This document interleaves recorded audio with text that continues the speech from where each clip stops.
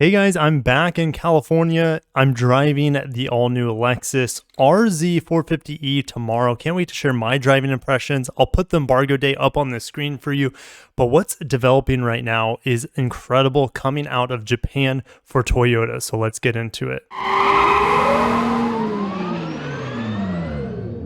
Over at Automotive News, Hans Greimel, their journalist that lives in Japan, he's been talking with insiders at Toyota, and the information coming out about their EV development is incredible. They got their hands on a Tesla Model Y, and what they found out was a revelation to them. Grudging admiration for Tesla helps reinforce a stark realization at Toyota. When engineers at Toyota recently conducted a teardown study of the Tesla Model Y, it did more than expose key technological secrets of the popular American-made full electric crossover.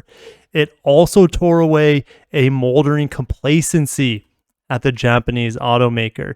They essentially got their hands on Model Y. They saw some things in it that literally looked like alien technology for them, and they're like, we gotta act, and we gotta act fast. What they saw underneath the Model Y sheet metal was a masterfully simplistic vehicle structure built with an advanced manufacturing process and prowess that would be the envy of the old guard automaker. One of the Toyota executives said, taking the skin off the Model Y, it truly was a work of art, and it's unbelievable. And this executive scrutinized the Tesla Model Y part by part. So they have a great little breakdown here. What has the giant worried? Meaning, why is Toyota shaking in their boots about Tesla and EVs? Tesla has a dedicated EV platform. Toyota's is under development. And you can't say the eTNGA platform because that's still a modification of their TNGA platform that's been around since 2015 when they introduced the redesigned fourth generation Prius. And they're still revealing vehicles on the TNGA platform. We still have a few body on frame vehicles that need to make the jump over to the TNGA platform on the F platform, such as the Tacoma, the Prado, the Lexus GX, the Hilux, and other parts of the world. So TNGA has a lot of legs left, at least for gasoline and hybrid vehicles, but for electric vehicles, it's quite strange being here for the Lexus RZ event. No one's driven it yet. Well, should I say, most people haven't driven it yet, and it's already being thought of as old technology by Toyota at this point because their eyes have been open for something more efficient, more streamlined, more profitable. So let's keep reading.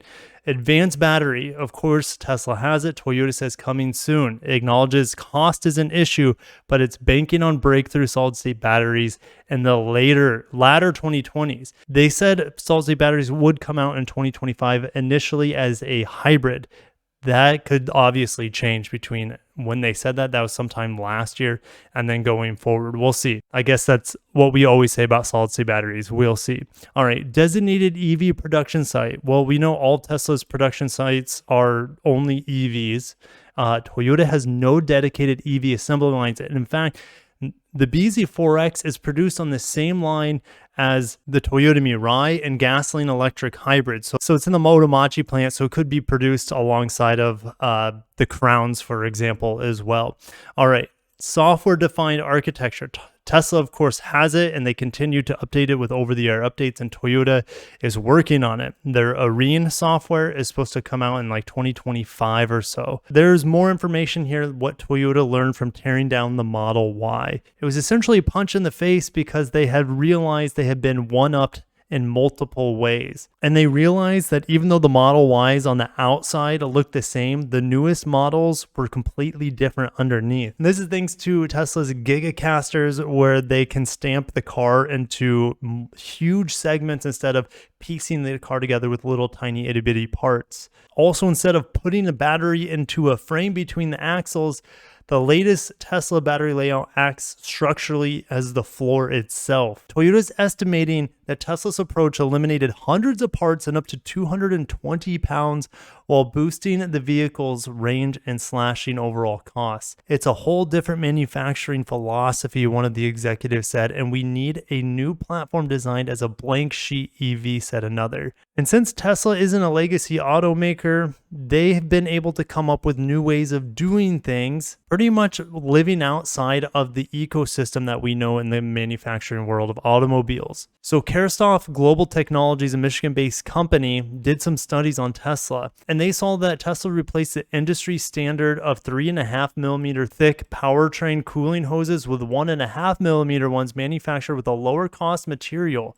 Tesla's been able to do it because cooling fluid for electric vehicles doesn't get as hot and does not need to be as highly pressurized to prevent boiling compared to gas cars. And some Teslas, that saves at least $25 and 11 pounds per vehicle just for that one seemingly small change. Legacy automakers such as Toyota and Nissan, even with their newest EVs, still put a lot of the components all in the engine bay, while Tesla streamlines it. They hide it underneath the front or the rear seat. The grudging admiration that reverberated through Toyota's top engineering corps came with a stark realization. Toyota Motor Corp, the world's biggest automaker, for its expertise in electrification, going back to the first Prius hybrid in 1997, needs a great leap forward for a new era of full electric vehicles. They need to adopt an EV-first mindset, and this is forcing Toyota to work much faster and more nimbly, and forcing it to rethink basic design for manufacturing processes. The Toyota production system is going to be getting a redesign, I guess you could say, for battery electric vehicles. All right, so the Toyota executives, speaking with Hans Greimel, said that they aim to incorporate the best breakthroughs by the likes of Tesla with the safety, quality, and reliability that are hallmarks of Toyota, all while delivering dramatic cost and performance improvements. Their new president, as of April 1st, which is coming soon, Koji Sato, former leader of Lexus, he says to deliver attractive BEVs to more customers, we must streamline the structure of the car with a BEV-first mindset. We must drastically change the way we do business from manufacturing to sales to service. Now, if this is worrying you that Toyota is having a BEV-first mindset, that is just for their electric vehicles. They haven't had that mindset with their current electric vehicles and even the new RZ, for example, because it's based off of a gas platform. Toyota is, of course, not going to give up on hybrids, plug-in hybrids, fuel cells either. They believe in that multi-pronged approach, so this isn't changing that at all. We know Lexus wants to sell 1 million battery electric vehicles by 2030. They're a long shot from that. Including Toyota, well, they've only sold about 25,000, actually less than 25,000 in the entirety of 2022. They sold 2.6 million hybrids in 2022, however, and we won't see this new platform until 2026. So Toyota has a very accelerated fast track here in order to come up with their own battery electric vehicle platform. And this shift was underway before Akio Toyoda announced the surprise change in leadership in January. Engineers at technical centers around the world, North America, Europe, and China, have been pitching their own visions and needs for next generation EV platform since early 2022. And here we are in early 2023, Toyota finally giving up the ghost there, knowing that they need to be more competitive with this EV revolution. And Koji Sato's newly appointed EV team called NEV, or Next Generation EV, they traveled to North America for a 3-week EV deep dive. They went to the Chicago Auto Show, then they were off to benchmark and drive rival EVs at Toyota's proving grounds in Fowlerville, Michigan, before heading to its regional headquarters in Plano, Texas, and then on to EV Ground Zero in California. Now, the RAV4 has lost 2 years in a row to the Model Y in sales in California, and for the first time ever in 2022, the Model 3 overtook the Camry, which had been the reigning king for sales for sedans in California for many, many years, if not decades. And Tesla could displace Toyota as California's top-selling automaker in as little as 1 to 2 years. And Toyota is isolating their battery electric vehicle platform development, and they're putting it on the shoulders of Takahiro Ishijima, and he's taking over April 1st as chief officer in charge of Toyota's ZEV Factory, a boutique standalone research and development center for developing EVs. Takeru Kato, a top Toyota engineer, has been working with BYD. They have a joint venture together, and he worked on bringing the BZ3 sedan to China, which is available nowhere else in the world. It was a co-developed vehicle with BYD, of course. And he returns to start as president of Toyota's Important Vehicle Development Center. and he's expected to import a lot of Toyota's learning from BYD. BYD is the #1 electric vehicle maker in China. They passed Tesla if you include the plug-in hybrids that they make. And Takeru Kato rolled out the BZ3 in 2/3 of the time it normally takes to develop a new vehicle. And that's still on an old platform that's technically the eTNGA platform. So with the new platform, it could take maybe a third or half the time to develop a new battery electric vehicle compared to what we currently have with TNGA. Masanori Kuwata is going to be in charge of the Lexus EV revolution, and that's where they're rolling out first this new battery electric vehicle platform in 2026. Let's move on to batteries because we have a lot to talk about here as well for Toyota. They're saying the BZ3 gets a lower cost battery using lithium iron phosphate or LFP batteries and getting a range of more than 370 miles under China's testing cycle. And the EPA cycle wouldn't be anywhere close to 370. My guess would be around 300 or slightly less.